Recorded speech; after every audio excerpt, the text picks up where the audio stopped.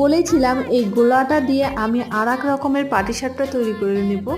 এখানে food colour দিয়ে colour করে নিলাম।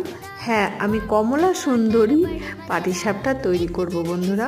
এই যে প্লাস্টিকের মধ্যে ঢেলে নিলাম, প্লাস্টিকটা একটু ছিদ্র করে নিয়ে এইবার সাদা গোলাটা দিয়ে পুর দিয়ে আমি এবার গুটিয়ে নেব।